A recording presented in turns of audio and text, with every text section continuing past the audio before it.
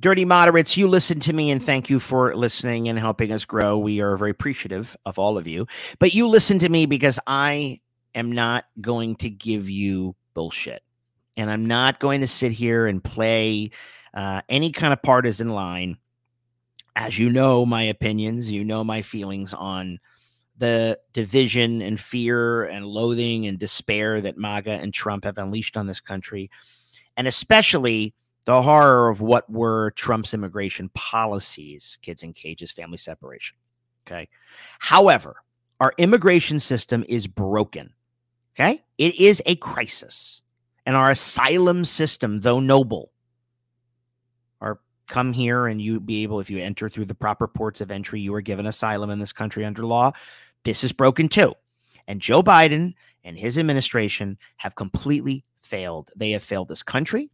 And they have failed specifically the cities who are now suffering under a problem not of their own making.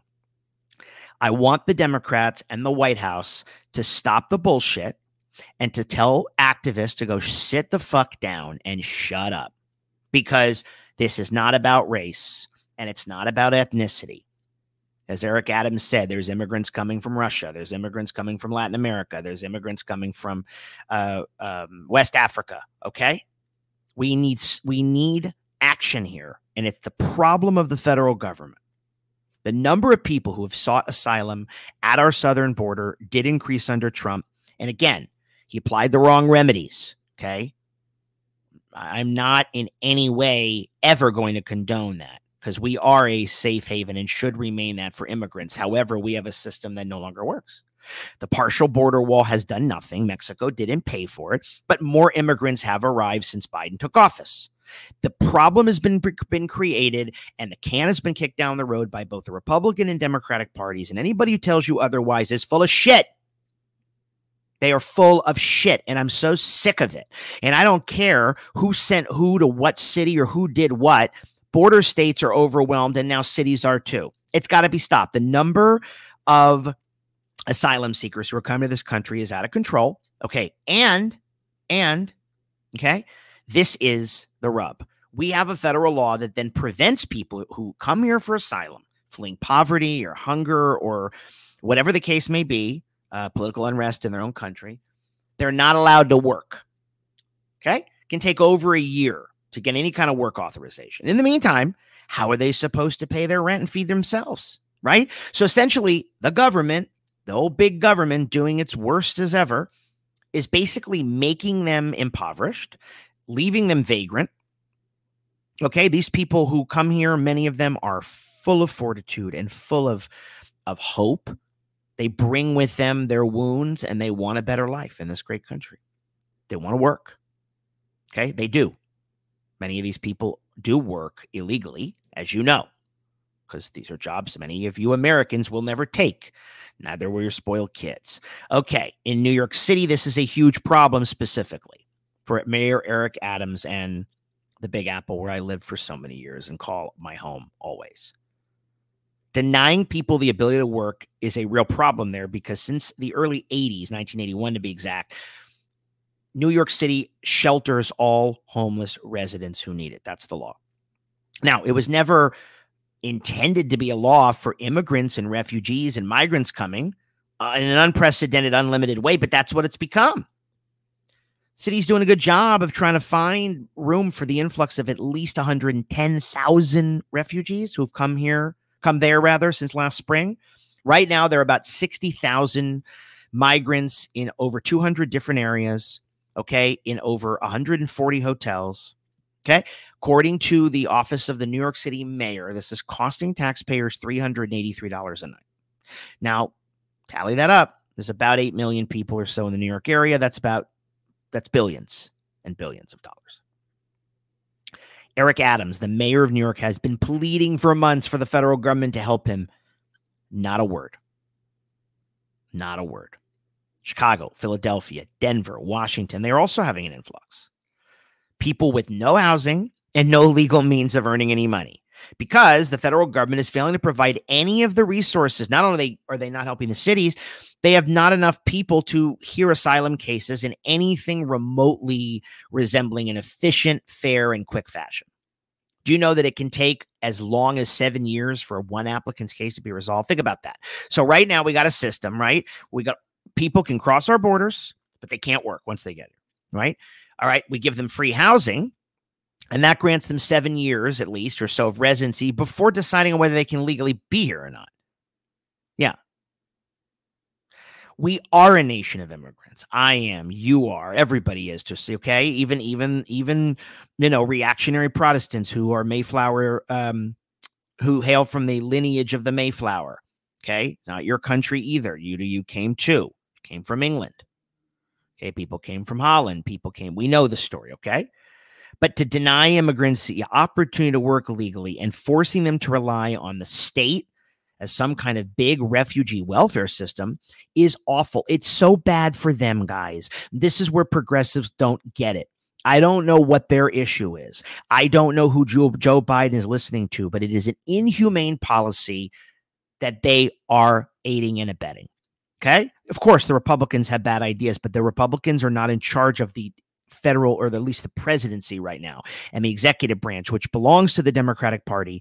And the Democratic Party has a responsibility to do something about this and not kowtow to a bunch of brain dead woke people, okay, who don't know anything. And no, activists aren't always right. I appreciate their work for social justice. They're not always right, and it's not always justice.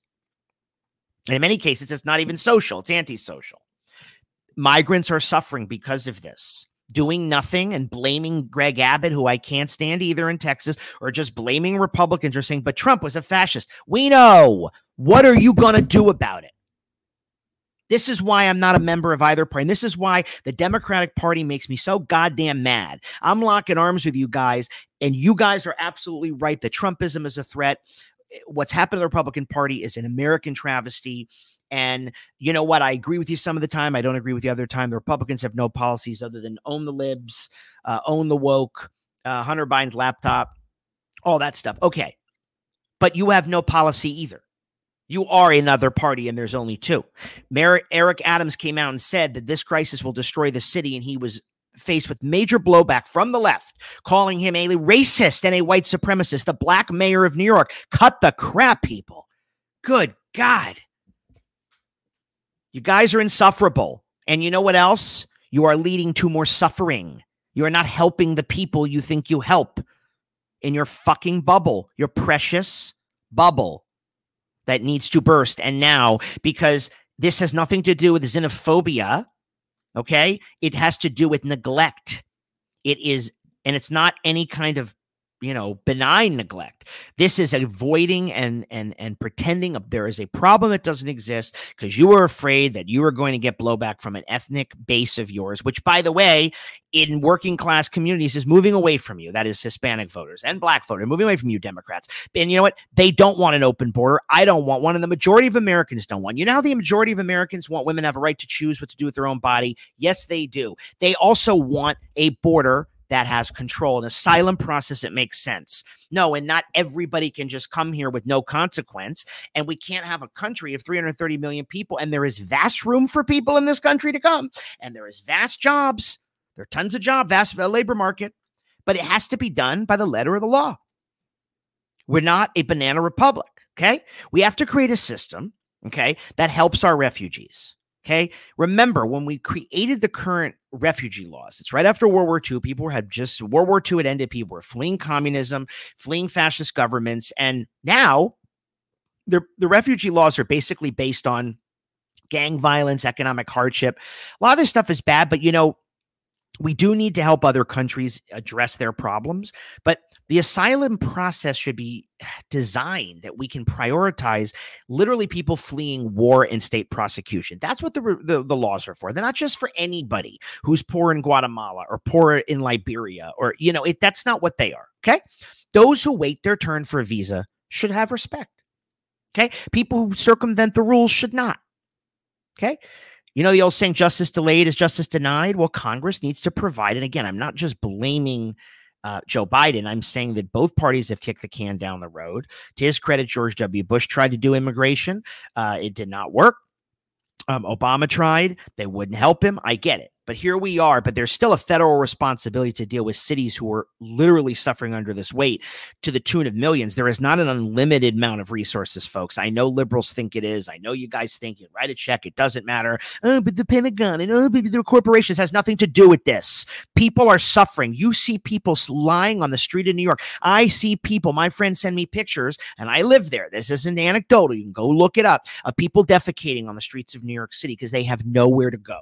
But, oh, no, that's Greg Abbott's problem. Oh, no, that's Ron DeSantis' problem. No, it isn't.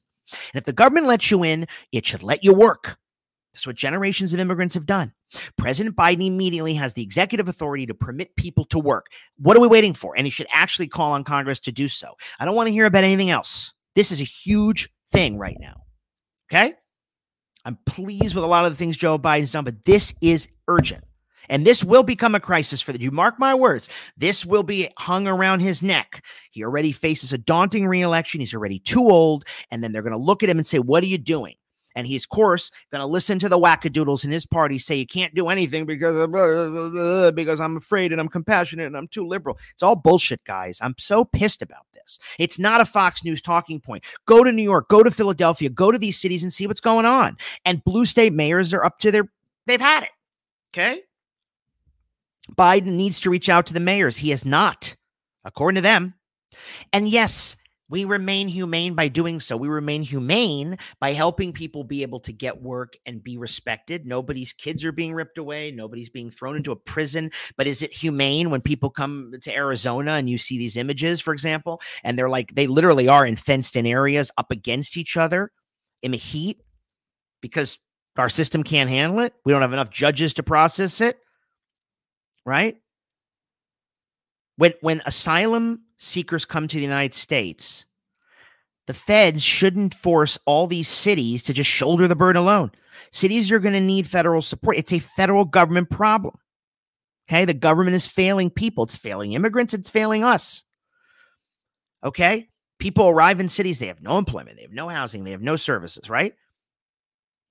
If you want to solve this crisis in a way that doesn't leave it in the hands of people who are xenophobic and fascist and who would do great harm if they could. I mean, there are reports from the time that Trump said, feed them to alligators, throw them in a moat.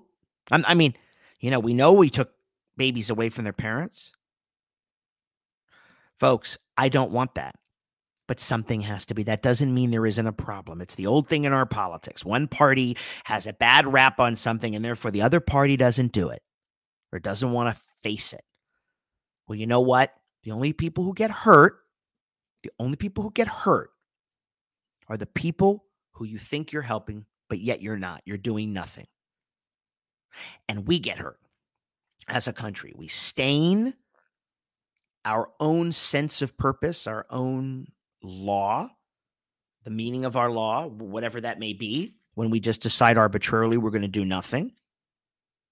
I have absolutely no idea why the president has not reached out to these mayors or helped offer them that. I mean, I don't understand how you can keep, even though New York City is a wealthy city, how it can become strapped to the tune of billions and billions when Eric Adams says it'll destroy the city. Do you think he's running for the Republican nomination? I mean, I don't even understand the argument of why and how you think this, how he's not overwhelmed. What do you think he's doing? He's in a deep blue city. He's speaking up. That's what people are saying. And there's nothing productive to just simply say. It's like here in California too. Oh, well, everything it's homeless now is Ronald Reagan's fault. No, it's not. No, it's not. That's 40 fucking years ago. Okay, enough.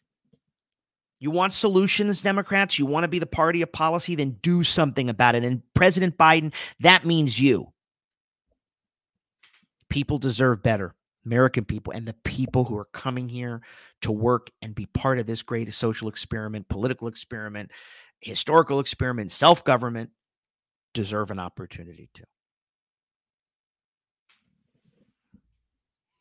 As always, thank you for listening to me. I will not spend my time doing this podcast and giving you partisan bullshit. You go listen to these other people on Twitter. Go listen to these jerks who want to politicize it.